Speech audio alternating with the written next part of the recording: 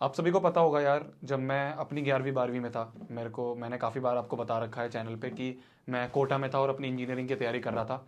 आज की जो वीडियो है मैं पहले आपको बता देता हूँ, बिल्कुल भी स्क्रिप्टेड एज सच कुछ नहीं है। मेरे दिमाग में ऐसे कुछ मैं बना के नहीं आया हूँ कि मैं क्या क्या बताऊँगा। जितनी चीज़ें होंगी जो इस समय स्पॉन्टी आएगी मैं आपको यहाँ पे बताता रहूँगा।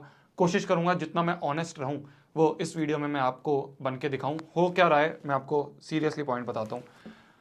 ये जो पॉइंट आ गया है ना, जब आपकी नई क्लास शुरू होती है, चाहे आप 11वीं में हो गए या 12वीं में हो गए, जब एक नई क्लास शुरू होती है तो शुरुआत में तो बहुत सही रहता है। पर 3-4 महीने बाद जब हम आगे निकल जाते हैं उस क्लास में, 3-4 महीने उस क्लास के बीत जाते हैं, तो हमें बहुत सारी प्रॉब्लम्स आनी शुरू हो जाती है। जैसे कि जब मैं अपनी 11वीं 12वीं में था, तो मैं 11वीं में कोटा में गया और पहला जो था चैप्टर बहुत आसान आसान हुआ। मैंने कहा यार बढ़िया है, ये तो आराम से निकल जाएगा, आईआईटी तो कौन सी दूर की बात है, तो बहुत तगड़े तगड़े कॉलेज निकाल देंगे हम तो। धीरे धीरे क्या हो रहा था, पहले टेस्ट में अच्छे नंबर आए, दूसरे में थोड़े खराब हुए, तीसरे में और थोड़े खराब हुए, चौथे में और खराब हुए, पांचवें छठवें तक आते आते हालत ऐसी हो गई थी कि यार समझ नहीं आ रहा था कि हम कर क्या रहे हैं। हो रहा है ऐसा, मैंने गलत तो नहीं ले लिया ये वाली स्ट्रीम, चाहे आप मेडिकल में ले रहे हो, इंजीनियरिंग में ले रहे हो, या फिर आर्ट्स में हो, कॉमर्स में हो। कई बार ऐसा फील आती थी बीच में, यार गलत तो नहीं ले लिया, कहीं कुछ ज्यादा भारी चीज तो नहीं ले ली। ऐसी फीलिंग आ रही होती है। ये लग रहा होता है कि यार क्यों मेरे नंबर नहीं आ रहे हैं, क्यों आसपास वाले बच्चे जो हैं वो ज्यादा अच्छा समझ पा रहे हैं, मैं क्यों नहीं समझ पा रहा हूँ, क्यों उनके ज्यादा नंबर आ रहे हैं, मेरे क्यों नहीं आ रहे हैं।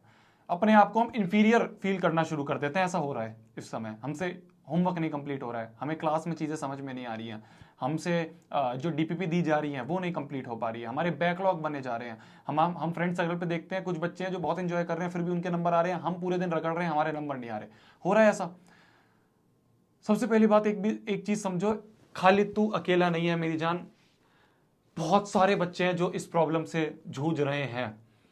मेरे पास रोज हजारों मेल आते हैं, हजारों मैसेजेस आते हैं कि भैया प्लीज आप थोड़ा सा गाइड करो, हमें समझ नहीं आ रहा है, एक बार 11th वाले चैनल पे आके थोड़ा बताओ कि यार हम करें क्या।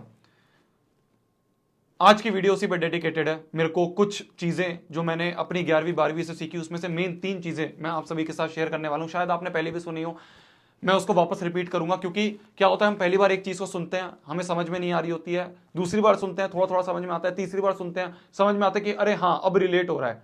शायद आपने 11वीं के स्टार्टिंग में मेरी वीडियो देखी हो, तब इतना रिलेट नहीं हो पा रहा होगा। अब मैं जब चीजें बताऊंगा तो आपको ज्यादा रिलेट होगा, तो इसलिए आपसे विनती रहेगी कि आप पूरी वीडियो को देखो। मैंने कुछ नहीं सोचा हुआ है, मैं आया हूं दिल से आप सभी को छोटा भाई बहन समझ के मैं बातें करने वाला हूं। क्या मेरी बात समझ में आ रही है? तो पॉइंट ये है कि जब हम शुरुआत करते हैं तो हमारी सही होती है, पर हम धीरे धीरे जब आगे बढ़ रहे होते हैं तो हम देखते हैं कि हमें अच्छे नंबर नहीं आ रहे। मेन तो हम चीज वही है ना यार, एक मैट्रिक्स है हमारे पास, जो हम एक मैट्रिक है हमारे पास जिससे हम मेजर कर रहे होते हैं, जो अपना टेस्ट वगैरह होते हैं, एग्जाम्स वगैरह होते हैं। तो मेरे साथ भी ऐसा ही हुआ था यार, मैं गया, मेरा टेस्ट में नंबर खराब आने लग गए। कुछ टाइम बाद मैंने एक चीज एनालाइज करी, जब मैं कुछ टॉपर्स दोस्तों से अपने मिला और कुछ टीचर से मैंने बातचीत करी, एक चीज मैंने रियलाइज करी कि यार सबसे बड़ा ब्लंडर जो हम कैरी फॉरवर्ड कर रहे होते हैं वो है कि हम 10वीं की तरह ही 11वीं को समझ लेते हैं। हम सोचते हैं कि यार जैसे हमने 10वीं में पढ़ाई करी थी वैसे ही हम 11वीं में कर लेंगे। ये सबसे बड़ा ब्लंडर है जो हर एक बच्चा इस समय कर रहा होता है। हम क्या करते हैं, मैं आपको एक उदाहरण के थ्रू समझाता हूं। हम क्या करते हैं, हमें क्लास में कुछ चीज पढ़ाई गई, हमें क्लास में जब कोई चीज पढ़ाई जाती है तो हम उसे नोट कर लेते हैं, पर हमें आदत होती है 10वीं की तरह सजा सजा के लिखते हैं पूरा। हम सोचते हैं कि भाई ड्राइंग कंपटीशन चल रहा है, आराम से अच्छे से बनाएंगे। पहली मिस्टेक यहां पे हो गया कि हम ज्यादा फोकस करते हैं अच्छा सजाने में एज कंपेयर टू क्लास में सुनने में, क्योंकि हम 10वीं में भी ऐसा ही करते थे। हमें पता था यार एक चैप्टर में कुछ ही 15-20 100 तो नहीं, 15-20-40 क्वेश्चन होंगे, वो सारे रट लेंगे। ऐसा यहाँ पे नहीं होता। यहाँ पे हम देख रहे होते हैं कि एक ही चैप्टर में एक ही दिन में हम 40 क्वेश्चन कर लेते हैं, होता है ऐसा। तो इसलिए सबसे पहला ब्लंडर ये है कि हमें 10वीं की मेंटेलिटी को उठा के बाहर फेंकना है। यहां पे हर एक चीज हमारे लिए नई है। ऐसा नहीं है कि हम कुछ चीज रट लेंगे, हम कुछ चीज समझ लेंगे और वही चीज उठ के एग्जाम में आ जाएगी और हम जाके आंसर टिक कर देंगे, ऐसा नहीं होगा। तो सबसे पहली चीज है, 10वीं की चीज को भूल जाओ। 10वीं जैसी गई, जैसे हम उस समय पढ़ाई करते थे वैसे हमें नहीं पढ़ना है, ये सबसे पहली चीज है। क्या मेरे बात समझ में आ रही है? हमें होमवर्क मिलता है, हम क्या करते हैं, आए क्लास से आए, नोट्स एक तरफ खोल लिए, होमवर्क की कॉपी एक तरफ खोल ली, मॉड्यूल एक तरफ खोल ली, नोट्स में से देख देख के फॉर्मूला और होमवर्क सॉल्व कर लें। हो गया ठीक है, नहीं हुआ तो गोला मार रहे हैं, शायद हम उसको क्लास में जाके पूछ भी नहीं रहे हैं, सोचते हैं यार डाउट तो कोई बात नहीं, क्या हो गया डाउट सबको। बड़ा ब्लंडर है, बहुत बड़ा ब्लंडर है। तो इसलिए पहली चीज जो इस वीडियो के थ्रू मैं आप सभी को समझाना चाहता हूं, वो पहली चीज है कि हमें जो नोट्स हैं उसको बहुत बड़ी प्रायोरिटी देनी है। यहां पे आपने एक चीज देखी होगी, मैं 10वीं में आप सभी को नोट्स देता था। क्यों देता था मैं 10वीं में नोट्स? पूरे यूट्यूब पे शायद हम पहले होंगे जो 10वीं में नोट्स लेके आए थे। वो इसलिए मैं लेके आता था क्योंकि मैं चाहता था आप 10वीं से ही सीख जाओ कि यार नोट्स बनाते कैसे हैं। मैंने ऐसे ऐसे बच्चे देखे हैं वो 11वीं में एंटर करते हैं, उन्हें पता ही नहीं होता नोट्स कैसे बनाने हैं। तो शुरू के 3-4 महीने तो वो नोट्स बनाने में समझने में परेशान हो जाते हैं। नोट्स शुरू में कैसे बनाने हैं उसी में बहुत दिमाग लगाते हैं, उसमें वेस्ट हो जाता है टाइम। तो मैं चाहता था कि आप 10वीं से ही समझ जाओ कि नोट्स बनाते कैसे हैं, इसलिए मैं आपको 10वीं में नोट्स देता था। तो इस समय तक आपको आइडिया है कि यार नोट्स बनाना कैसे है। बहुत बड़ी चीज है ये। गीता बाइबल जो है वो यही है। आपको अभी लग नहीं रहा होगा, पर जब आप 12वीं के एंड में जा रहे होगे तो आप देखोगे कि यार सारे कॉन्सेप्ट इसमें बैठे हुए हैं और इसी से हम हजारों क्वेश्चन सॉल्व कर सकते हैं। ये मैंने फील करा है, वही मैं आपको बता रहा हूं। तो हमें जो नोट्स हैं, मैं ये नहीं बोल रहा हूं ड्राइंग कंपटीशन चल रहा है बहुत अच्छे से बनाओ सजा सजा के स्केच पेन लेके, नहीं नहीं नहीं, 1-2 पेन रखो अपने ब्लू और ब्लैक बस। पर उन नोट्स में हर एक चीज होनी चाहिए जो मुंह में से टीचर के निकल रहे हैं। कोई शब्द ऐसा मुंह से निकल रहा है टीचर के कि यार इसमें ना ये फॉर्मूले की जगह ऐसे लगाते हैं तो ऐसे हो जाता है, वो लिख लो नोट्स में। जरूरी नहीं है सर वो बोले या मैम वो बोले कि लिखो, पर आप लिख लो, अपनी भाषा में लिख लो। ये सबसे बड़ी पॉइंट है कि अपने नोट जो है ना वो हमें पहली प्रायोरिटी में समझने हैं, अच्छे से बनाने हैं क्लास में। साथ साथ में नोट्स अच्छे जब बनेंगे जब आप क्लास में अटेंटिव रहोगे। मैं फिर बोल रहा हूं, ये सारी चीजें मैंने पहले बता रखी होंगी, पर एक गाइड के थ्रू मैं आपको वापस से रिपीट कर रहा हूं, क्योंकि बेसिक चीजें हैं, इतनी बड़ी नहीं है, पर हम और 100 चीजों में बैठ जाते हैं, इसलिए हमें यह चीज नहीं समझ में आ रही होती है। मैं 3 बेसिक चीज बताऊंगा, बस वो करनी है, उसके अलावा कुछ नहीं करना। क्या मेरी बात समझ में आ रही है? तो सबसे पहली चीज हमारी ये है कि हमें अटेंटिवली क्लास में सुनना है। साइड वाला क्या कर रहा है, साइड वाली क्या कर रही है, भाड़ में जाए, भाड़ में जाए। हमें ये देखना है कि यार हमें क्लास में टीचर से हर चीज समझ में आनी चाहिए। कुछ ऐसी चीज नहीं होनी चाहिए जो क्लास में हमारा माइंड भटका दे। फोन लेके नहीं जाना होता क्लास में। ये नहीं कि क्लास में लेके बैठे हुए रील चला रहे हैं। अरे यार बहुत प्रीशियस टाइम है, बहुत प्रीशियस टाइम है मेरी जान। रील में अगर निकल गया टाइम तो बाद में बैठ के रिग्रेट करोगे। ये मैं लिख के दे सकता हूं, लिख के। अगर इसमें बैठ गए अभी तो इस फोन में इतना रिग्रेट करोगे कि यार दुनिया आगे निकलती गई, मैं इस चीज में फंस गया। 10,000 का फोन मैंने ले लिया था, 10,000 ने मेरे आगे 10 करोड़ बर्बाद कर दिए जो मैं कमा सकता था। ये बिल्कुल ब्रूटल मैंने आपको ट्रुथ बता दिया है, बिल्कुल ब्रूटल। तो इसलिए क्लास में बिल्कुल अटेंटिव रहना है। कोई हमारा फोन नहीं होना चाहिए हमारे साथ में, कुछ नहीं होना चाहिए, सिर्फ हम पढ़ रहे हैं। एटलीस्ट वो 3 घंटे तो हम ढंग से पढ़ रहे हैं, वो 3 घंटे तो हम पूरे अटेंटिव रह के हर एक चीज समझ रहे हैं। समझ में आ रही है मेरी बात? तो हमें पूरे अटेंटिवली बैठना है और बैठ के उसमें नोट्स बनाने हैं, अपने हाथ से बनाने, किसी दूसरे के नहीं छापने। कोशिश करो खुले खुले नोट्स बनाओ। मैंने यार नोट्स में एक वीडियो बना रखी थी, आपका जो मेन चैनल है हमारा, जो उस समय हमने 11th-12th वाला चैनल नहीं खोला था, तब हमारा यही वाला चैनल था। तो इसमें आप जाओगे, इसमें आप सर्च ही कर लो यार। यहाँ पे आके आप ऐसे इसमें जाते हैं ना, सर्च करते हैं यहाँ पे, ऐसे जाके आप सर्च कर लोगे नोट्स के बारे में। तो मैंने एक वीडियो बना रखी है, हाउ टू मेक नोट्स। ये रही, हाउ टू मेक नोट्स। तो आप ऐसे जाके जाओगे चैनल पे, ऐसे नोट्स सर्च करोगे, how to make notes. 2.2 million, 22 lakh बच्चों ने देखी है वीडियो। बहुत काम की वीडियो है, इसको आप देख लोगे, आप समझ जाओगे कि नोट्स के मैं क्या बात कर रहा हूं आपकी। तो पहली प्रायोरिटी जो हमारी है वो है नोट्स, जो मैंने देखी। जब मैं आगे आगे बढ़ा, भाई क्लास मेरी 11th खत्म हुई, 11th खत्म होने आ रही थी, फिर मेरे को एक चीज और समझ में आई कि यार खाली नोट्स बनाने से कुछ नहीं होगा, उसको अच्छे से रिवाइज करना जरूरी है। पहले मैं क्या सोचता था, पहले मैं ये सोचता था मेरी जान कि जो हमारी क्वेश्चंस होते हैं ना, जो हमें क्लास में क्वेश्चंस करवाए जाते हैं, जो हमें मॉड्यूल में क्वेश्चंस दिए जाते हैं, वो बहुत इंपॉर्टेंट होते हैं एज कंपेयर टू नोट्स। हमें तो सबसे ज्यादा क्वेश्चन पे फोकस करना चाहिए। हमें ये देखना चाहिए कि यार क्वेश्चंस कितने सारे हम बना रहे हैं। ये सेकंड ब्लंडर था मेरा। अगर आप इनको बहुत अच्छे से कर लोगे ना, तो इसके चाहे आप 1000 क्वेश्चन ले लो, सारे बन जाएंगे आपसे। पर अगर आपका यहीं पे ये वीक होगा तो यहां पे आपका एक भी क्वेश्चन नहीं बनेगा। फैक्ट है। आप सिर्फ वो क्वेश्चन बना पाओगे जिसमें डायरेक्ट फॉर्मूला लगना है, जिसमें कॉन्सेप्ट लगना है, थोड़ा घुमा के क्वेश्चन आ रहा है, वो नहीं बन पाएगा आपसे। तो इसलिए सेकंड चीज जो आपको ध्यान में रखनी है वो है, पहला कि आपको नोट्स अच्छे से बनाने हैं, दूसरा उन नोट्स को अच्छे से रिवीजन अच्छे से उनकी करनी है। किनकी? नोट्स की, बहुत अच्छे से। ऐसे नोट्स हो जाने चाहिए कि हमें कंठस्थ है एक एक वर्ड क्या लिखा है हमारे नोट्स में। जब वो वाला आप स्टेज पे पहुंच जाओगे ना, तब आप देखोगे कि आप कितने ही सवाल कर पा रहे हो, बहुत ज्यादा। तो हमारे को ये चीज समझनी है कि हम नोट्स लिख के आए क्लास से, घर पे आए, घर पे आने के बाद हमने क्या करा, मैंने आपको पहले भी बता रखा है। घर पे आने के बाद हमने क्या करा, एक बार नोट्स ऊपर ऊपर से देख लिए, सारी डेफिनेशन हमने याद कर ली, सारे क्वेश्चंस हमने बिना देखे सॉल्व करके देखा रफ कॉपी में, और रख दिए नोट्स, बंद कर दिए। अगले दिन हम सुबह उठे, उठने के बाद हम चीज़ों को रिकॉल करेंगे, एक पेज उठा लेंगे, ब्लैंक पेज, एक रफ पेज उठा लेंगे और रिकॉल कर करके दिमाग में से कि हमने क्या पढ़ा था, क्या पढ़ा था, क्या पढ़ा था, लिखते रहेंगे कि पहले मैंने पढ़ा था। कुछ भी लिखो, गुजर करते रहो, पर आपके दिमाग में से रिकॉल होना चाहिए कि यार सबसे पहले ये पढ़ा था, फिर ये डेफिनेशन पढ़ी थी, कल सबने ये पढ़ा था, फिर उसके बाद ये फॉर्मूला लिखवाया था, फिर उसके बाद ये क्वेश्चन करवाया था, फिर मैंने ऐसे कर दिया था, ये डायग्राम मैंने बनाया था, ये मैंने करा था। ऐसे समझ रहे मेरी बात? ऐसे हमें करना है रिवाइज को। तो हमने रात को रिवाइज करा, सुबह रिवाइज करा, फिर हम जब उठा के मॉड्यूल कर रहे हैं उससे पहले एक बार और रिवाइज मार लिया। टाइम लगेगा, बहुत ज्यादा टाइम लगेगा, पर वो धीरे धीरे टाइम आप देखोगे कम होता रहेगा जब आपके प्रैक्टिस में वो चीज आ जाएगी। शुरुआत में आपको चाहे शायद लगे कि एक नोट्स में 1-1.5 घंटा लग रहा है रिवाइज करने में, लगाओ। शुरुआत में कोई धुरंधर बन जाएंगे यार। अर्जुन ने पहले दिन से कोई तीर चलाना सीखा था और सीधा मछली की आंख में मार दिया था? होगा तो वो भी जीरो पे शुरू में सीखा सीखा सीखा सीखा सीखा, फिर जाके उसने उसको आंख पे तीर मारा। तो आप पैदा तो परफेक्ट नहीं हुए हो, आपको सीखना ही पड़ेगा। आपके अंदर सीखने की चुल होनी चाहिए, फिर आप परफेक्ट बन सकते हो। मैंने एक चीज देखी, बच्चे कहते हैं भैया यार हमारे अंदर दिमाग इतना अच्छा नहीं है, शायद हम बॉर्न टैलेंटेड नहीं है। इससे फर्क ही नहीं पड़ता ना मेरी जान। अगर तुम्हें मेहनत करनी आती है तो यार टैलेंट वैलेंट जाए सब भाड़ में। मैंने अभी मेन चैनल पे ये चीज बताई थी।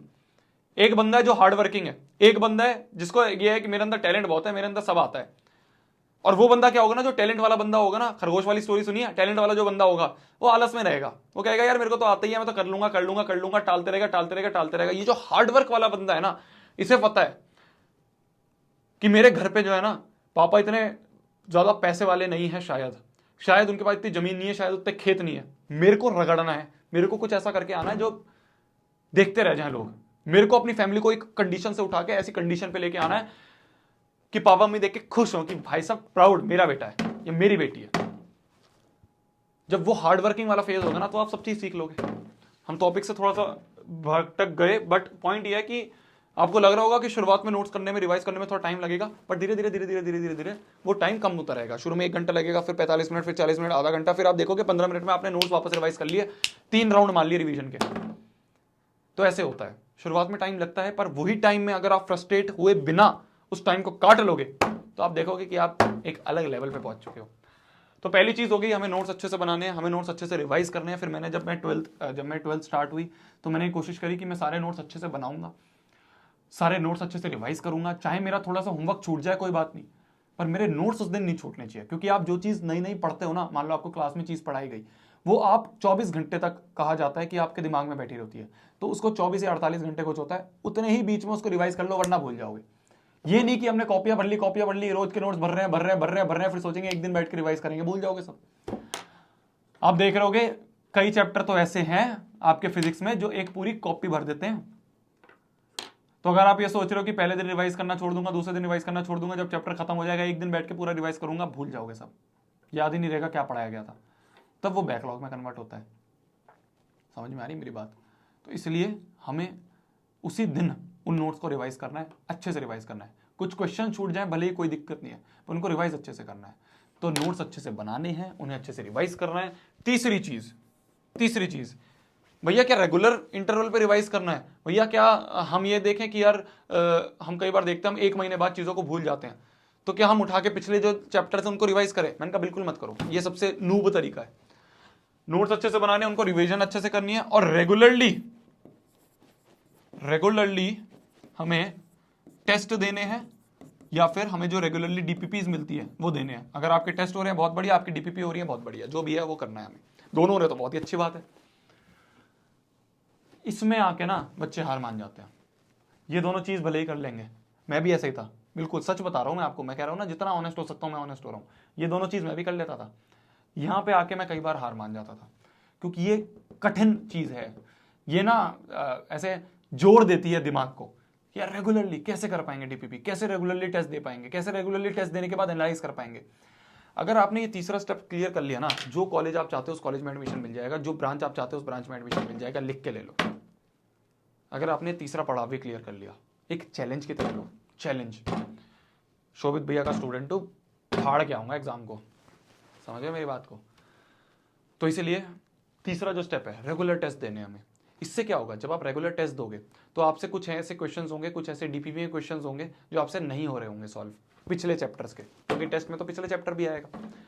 जब आपसे वो सॉल्व नहीं हो रहे होंगे तो आप क्या करोगे, उठा के वापस उसको रिवाइज करोगे और फिर आके अटेम्प्ट करोगे, तो अपने आप आपका रिवीजन हो गया। जो आप कह रहे हो कि भैया हम 1-2 महीने में भूल जाते हैं, क्योंकि जो चीज याद है उसके तो क्वेश्चन हो ही जाएंगे टेस्ट में, जो चीज याद नहीं है उसके क्वेश्चन नहीं होंगे, तो सिर्फ उसको रिवाइज कर लो और रिवाइज करके वापस क्वेश्चन अटेम्प्ट कर लो दिमाग। तो इसलिए ये मात्र 3 स्टेप है, मात्र 3, जितना मैंने अपनी 11वीं 12वीं में सार में आपको बता रहा हूं। सीख तो बहुत सारी चीजें यार, मैंने अपने चैनल पे सब चीज बता रखी है मैक्सिमम, पर ये 3 सार है उसका।